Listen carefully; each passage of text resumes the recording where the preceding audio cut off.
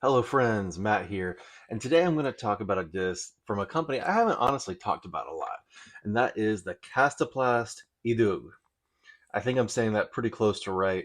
I've heard a lot of people say Idog, Edog, but if the Google Translate is correct, then something like Idog is about as close as the American tongue can come.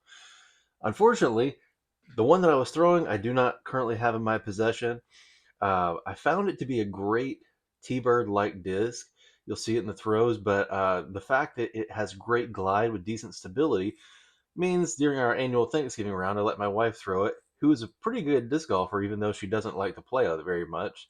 And it had great penetrating forward momentum for her, really good glide, and a nice reliable fade so that she was getting a solid 250 to 275 foot shot with it very consistently.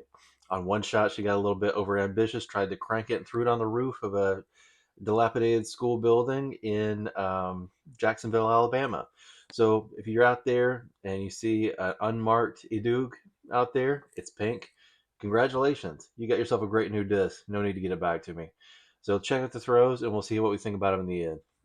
Starting off here at Calhoun, this is about a 320-foot shot. It's got water all along the right, so I got to push it, but pretty straight, and then keep it in between the water and the pole there. Performs great. A little bit short, probably like 315, but I got a putt there. Over to hole 6 now. That's water all along the right side again, really tight to the hole, but it's a little bit longer. This one's almost 370, and it pushes out there really, really nicely. Get a little bit more pop. It gets around that last tree, then checks up at the edge of circle 1. Give me about a 30-foot putt. Over to Deerfield. We're on hole 3, trying to get it to catch some hyzer here. Threads the needle beautifully, but it goes about 80 feet long, so a little bit more glide than I was expecting there. Then over to hole 4, pumping this one out on a hyzer. Rides out there pretty nicely. I didn't get much turn on it. I thought I might, but it's down there on the left side and easy up and down for the 3. Just got to watch out for that OB. And then on 19 here, just trying to stick this peninsula. This is a thin green with out of bounds short and long. It checks up, looking good, easy up and down on one of the harder local holes. So as you can see, it starts out nicely stable, but not meat hooky. You can throw it hard and flat and not really see much turn, but a nice reliable fade, really good glide, and the feel is kind of in between a T-bird and a passion. It's not as funky as the passion with that really angular underside. It's very smooth. A lot of the Casaplast discs are known to have very smooth edges, and this one's no exception. Feels really good in the hand.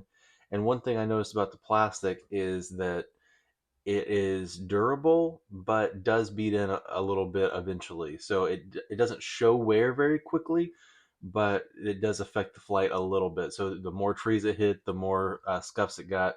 It did straighten out into that true like 7502 type spot. Maybe eventually.